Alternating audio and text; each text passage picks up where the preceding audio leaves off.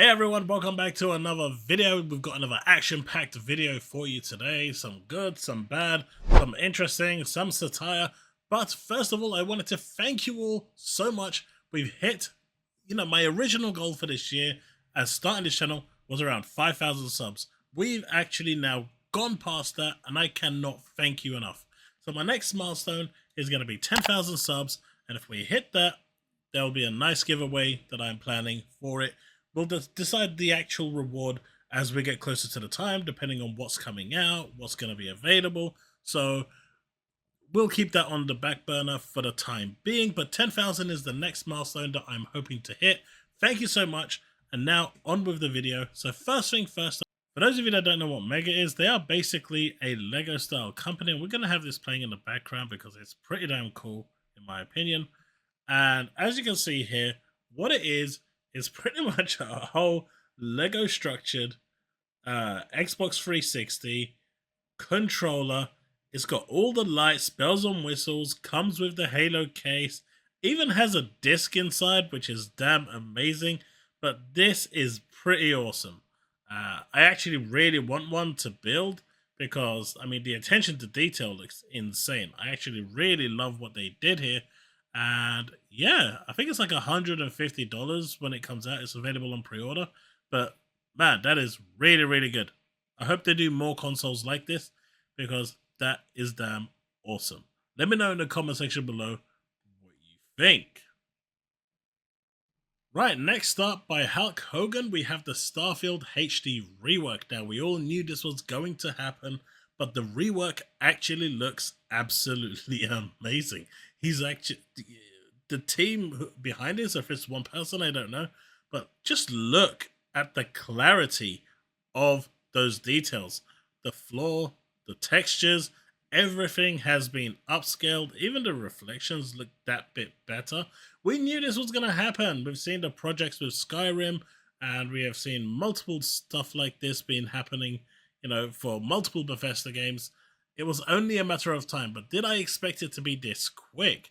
I'm assuming this is like a quick texture filter thing that he's doing in the background, but either way, it just makes the game look just that bit better.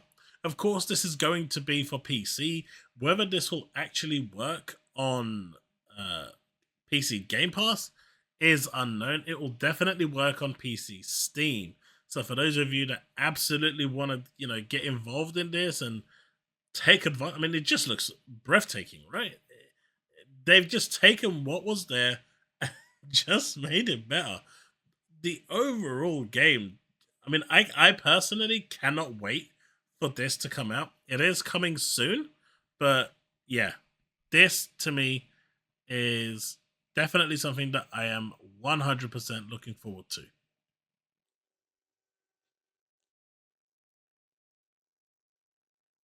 And there you have it, Starfield HD Rework. I like it. I like it a lot. It's coming soon. Right, next we have this article here.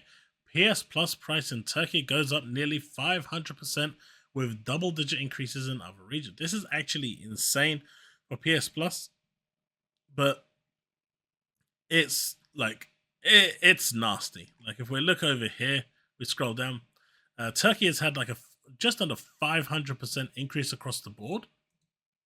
The US has had like a 33 to 35% increase. The UK got away with like the lowest, I think, at 20% across the board. Europe went from 20 to almost 27%. Japan went from 32 to 37, almost, 36%. And Argentina we have here at 37.5%, all the way up to 40, just over 40%.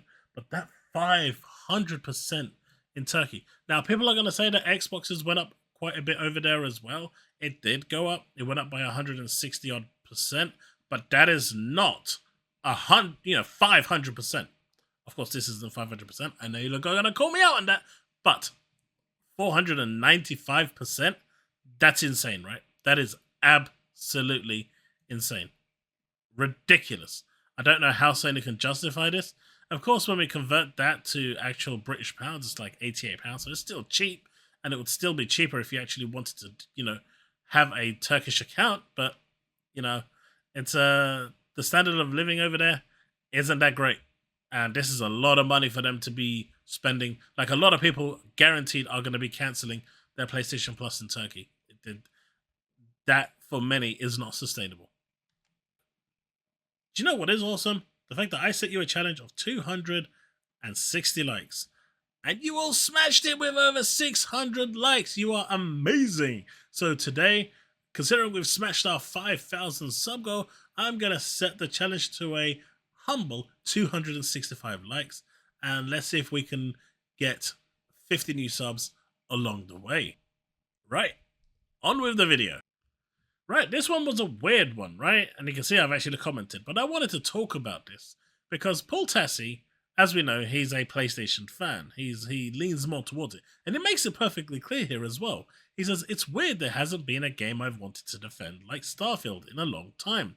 I'm not some Bethesda or Xbox super fan, obviously, because he's a PlayStation super fan. But all of this type of game is stuck in the past and won't evolve. Takes are just the opposite of what I think the game delivers. In fact, he even called out PC Gamer the other day by saying, come on guys, this is getting silly, when they basically put out another post that was criticizing Starfield because it's just unjustified. PC Gamer is just that salty. Well, Kevin here says, I'm honestly surprised you enjoy Starfield more than Baldur's Gate 3. Why?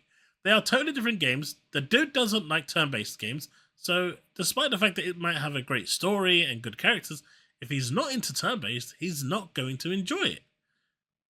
Is it that you truly hate turn-based combat that much? Like, what is it to you? It is that story and characters and writing are unparalleled in Baldur's Gate 3. But he's making it perfectly clear it's the turn-based aspect that he doesn't like. Okay, so if the combat style of Baldur's Gate 3 isn't your cup of tea, put Starfield next to Witcher 3, then, and compare it on voice work, animation, quest, structure, etc. Starfield still comes out short, no? Like, and I said here, I don't get it. I get you don't like it. Probably not played it. But why are you forcing your opinion on someone else? Kind of sad, no? And a lot of people actually agreed with me, but like, this dude is literally going out their way to try and convince Paul Tassi to hate Starfield. Like, I don't get it. I don't get it. Like, Starfield is a one of a generation game in more ways than one. And then we have this. I'm surprised you're surprised. Did you guys really think this person was going to give you all a fair review? Now, this is before Jim actually transitioned, right? This was when he was still a male and not the new... I think his name now is Stephanie? Or she, I guess. I'm going to mix it up, I know. But there's no malice intended there. I've always known him as Jim, but she is now known as Stephanie. But this is what he said in this form. Yes, I am biased against Microsoft, and I'm not going to pull criticisms of Nintendo and Sony out of my arse just for a vague sense of equality, like people always demand when you focus your critique on one particular company among the platform holders. So enjoy as I explain to you exactly why we're being biased against Microsoft today. They deserve it, for God's sake. Oh, there it is. Yes, I am biased against... Right, so in my opinion, any review outlet out there, after seeing this, should absolutely just discredit his review entirely, right? Right. And this hasn't changed going forward, as we've just seen in his or her latest review of Starfield. She is still, right now, politically biased against the company, Bethesda, and Microsoft. Therefore, in that situation, I think her review should just be completely and utterly discarded and not counted towards. Because that 4 out of 10 was politically motivated. It's pretty disgusting that she would actually go and do this. But just to give you a rough idea of how much she hated Bethesda from way before, this is the type of videos that she was actually making.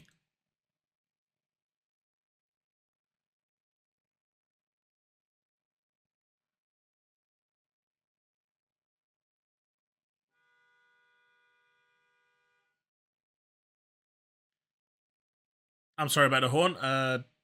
That's been going off all day in my area. But this is pretty disturbing, right? To have this much hatred towards something. But that 4 out of 10 is now you can kind of understand why this shit is happening and why the 4 out of 10 was actually given. Not because the game is bad, but because she basically has a stick up against Bethesda regarding trans rights, I guess, based on what she was saying.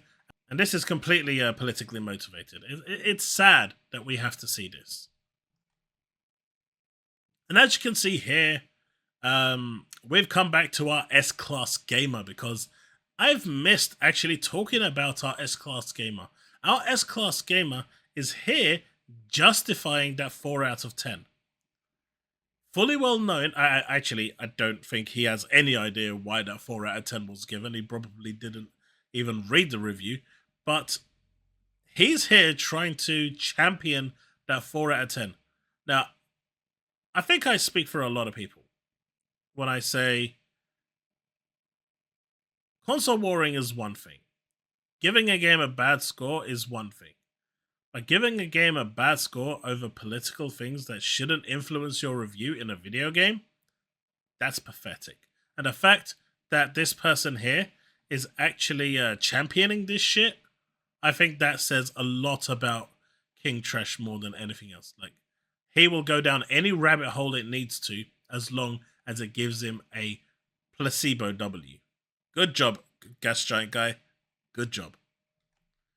So, PC Gamer is here with another lovely article. Now, the actual voice actor for Starfield voice actor Elias Toufe, said of the toxicity, it just ticks me off because I felt it insulted my friends who worked so hard on the game. And it's weird because PC Gamer has now made an article about people, and the article reads on how people are being extremely toxic towards this voice actor and the work that he does and, you know, his performance. But isn't PC Gamer one of the ones championing all this toxicity? Aren't they the ones fueling this for the clicks so they can get that Elon Musk money? Aren't they the ones that are spearheading it alongside Metro UK? And they're now making an article trying to kind of make themselves the good people? I mean, how shit are they? I mean, I would actually be embarrassed as a publication to write this article after everything I've posted in the past few days. That's disgraceful. And as for Metro, this really says it all, right? As Gaz says here. Baldur's Gate 3 PS5 review, the best PS5 exclusive of 2023. And then Games Inbox, is Starfield Bethesda's worst game? Absolute. I mean, that pretty much tells you. And then Metroid's crying, but we didn't get a review copy. I wanted to have mine sent to me urgently so I could, you know, get on with my biased review. But there was nothing there for me to write. So I'm going to make sure when the game comes out and I can talk about it, I'm going to shit on it all over again. Because they think by doing this, they're going to get another review copy. Newsflash, Metro. You ain't. So this has been happening in Metacritic. I want to bring awareness to this because I think everyone should go there. If you're a content creator or you have any social standing on the social platform and you are either on one side or the other, PlayStation, Nintendo, or Xbox, go to Metacritic, create your account. Because people are, this is the third person I've seen that. I've seen Karim Jovian, I've seen Peter Over, and I can't remember the third one. But people are now going over there and basically writing stuff like this on Starfield's review critic. And I can imagine this is also going to happen with Spider-Man 2 when it comes out. So if you are if you have any social presence at all and you're pretty active, go create your Metacritic account. I'm pretty annoyed that I had to go and create a Metacritic account. I didn't want to. I don't care for that garbage site, honestly, because it is just so easy to manipulate. But on this one, I had to do it because I don't want my, you know, I don't want any defamation on my account. So this is just a PSA to you guys. So Lies of P is the next game coming along for both PlayStation and Xbox consoles, series consoles. But apparently it's already a mid-game because it's coming to Game Pass. So PlayStation players, I guess you will not be playing this game because it's coming to Game Pass. And any game that comes to Game Pass day one, I guess there is instantly for PlayStation users becomes mid-trash. It's pretty lame. Right, this is actually pretty cool for Xbox users. So Roman King here says, Baldur's Gate 3, after the update, the changes to everything is crazy. We now have tutorials, relationships, feel more real. You get EXP for exploring new locations, and the EXP now pops up on screen, making you feel like you're progressing and being rewarded for it. So none of this was actually in the game previously. You know, no tutorials to help you actually play the game. The relationships didn't feel real at all. You didn't get XP for exploring new locations. The XP wasn't ever communicated with you on screen, but it is still a 97. But anyway, that aside, this is actually pretty good stuff because the beta testing is clearly going well. So when this arrives later this year on the Series X platform, we will have a much better version of the game. At least a much better working version. So theoretically, everyone who is falling head over heels about this game, the Series X version of the game, when it does land, should be even better, right? Right? Or no, it's probably going to get like an 80 score, right? Anyway, and a bit of satire to finish this off. We had a Phil Spencer mod, and now, of course, they've created a Crying Jim Ryan flashlight. This mod will replace the default flashlight to Crying Jim Ryan. This is just like, why? Why would you do this? But everyone, that's pretty much it for this video. Thank you so much for watching. Another action-packed video. I hope you've enjoyed it. Thank you so much for the 5,000 subs. New milestone of 10,000 subs. We'll be doing a nice giveaway. Hopefully we can get there. Maybe before the end of the year. Give someone a nice Christmas present by the end of the year. That would be kind of cool. But let's see how it goes. Right. Thanks so much for watching, and I'll see you in the next one.